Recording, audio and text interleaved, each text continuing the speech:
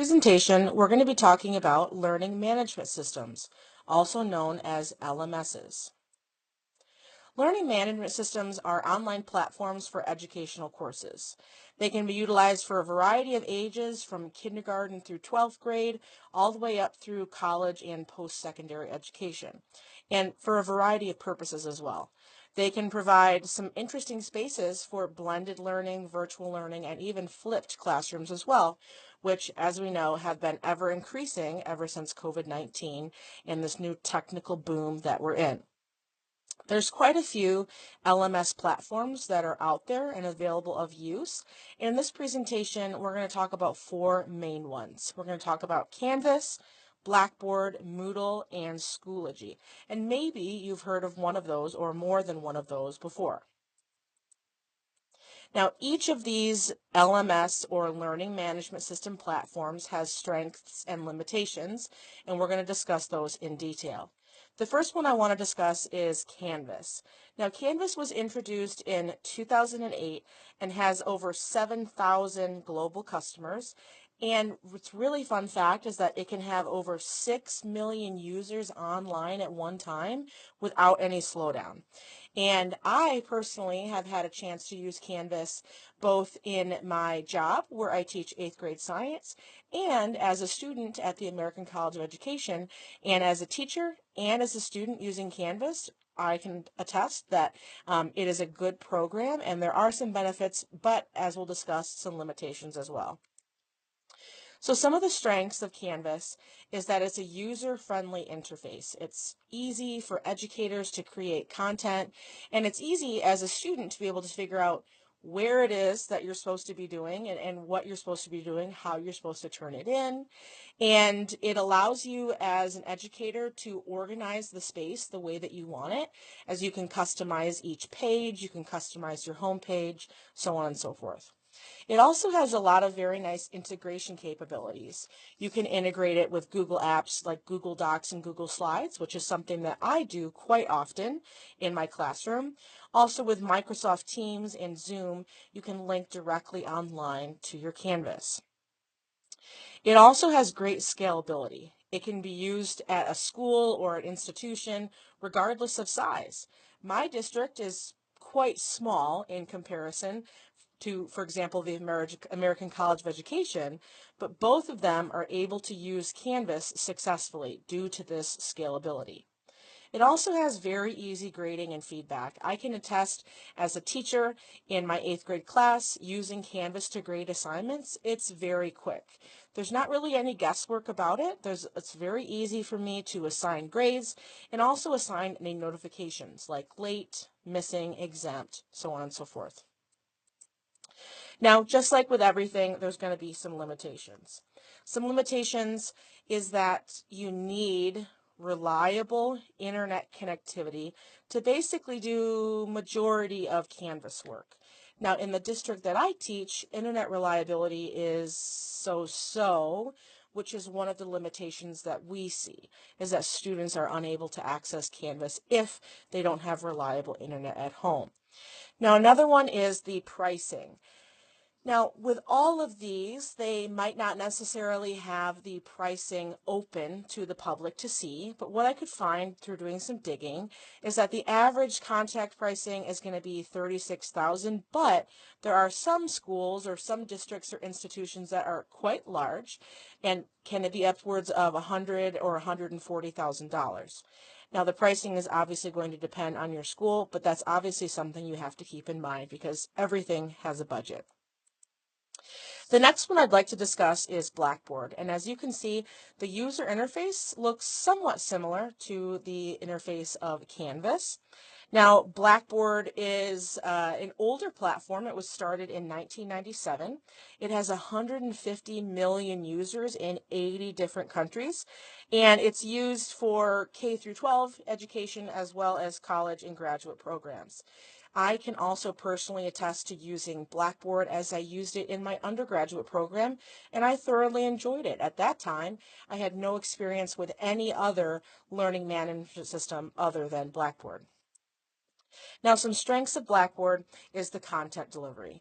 You can provide or link in a variety of videos, modules, and audio files that's easy for the student to access and view.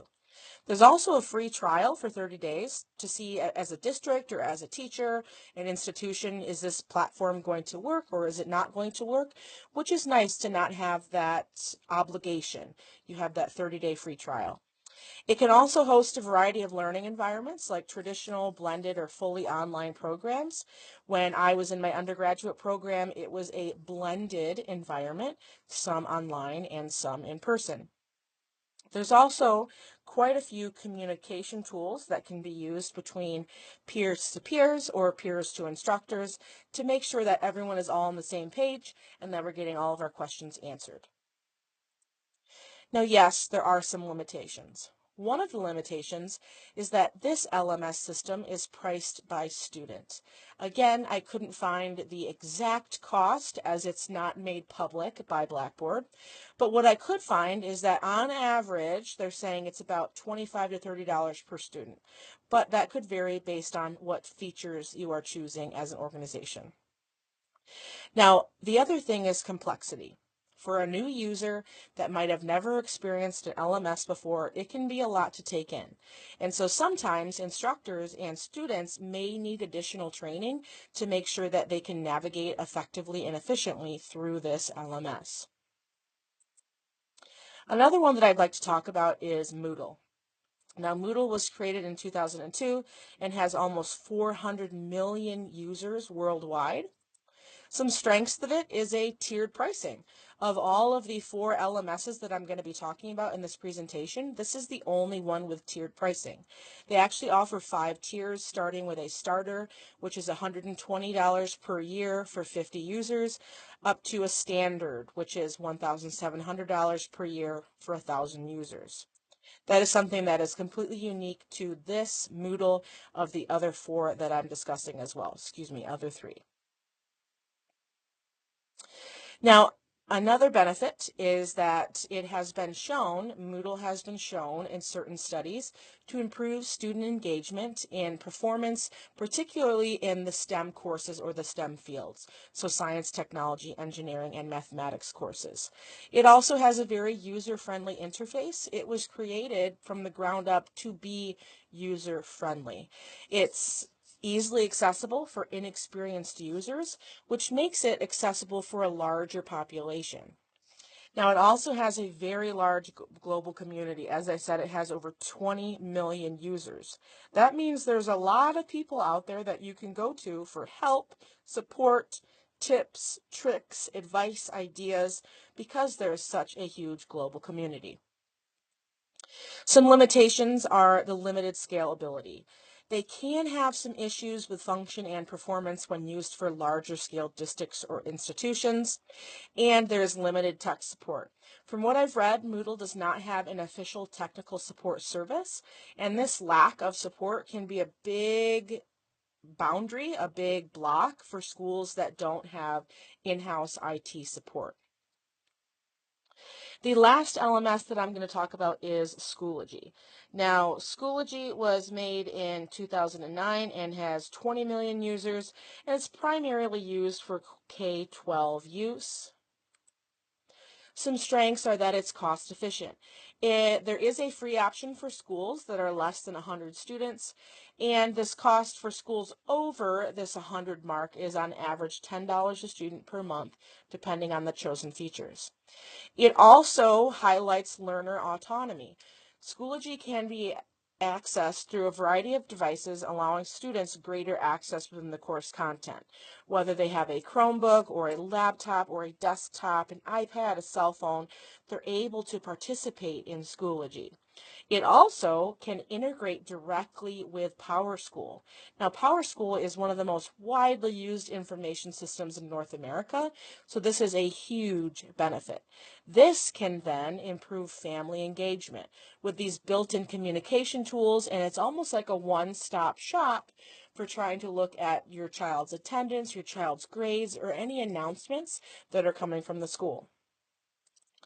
Some limitations is that some describe that it has an outdated interface, that it needs some revamping to stay on task with the 21st century, and that it can have technical issues. There may be some system glitches or bugs, some issues with third-party tool integrations like trying to integrate Zoom or Google Suites like Google Docs, Google Slides, and this may make it difficult to access materials that students may need. Now, as a teacher, I also think it's very important to look at the popularity of these learning management systems. I think that speaks a lot to who likes using this system and who dislikes using this system. Because if someone likes it, they're going to continue using it. So I was looking around at a few sources, and this is what I came across. Out of the four sources, the four LMSs that I showed you today, Canvas was the highest out of the four at 28% of North American schools in 2024 using Canvas.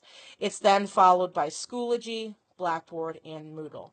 Now, other LMSs do take up a large chunk of that 28%, but what this is showing us is what's most popular right now based on the service that Canvas, Schoology, Blackboard, and Moodle can provide. I have my references here. There are quite a few because I had to look in quite a few different areas to find what I needed to find. But thank you for listening to my presentation on learning management systems, and have a great day.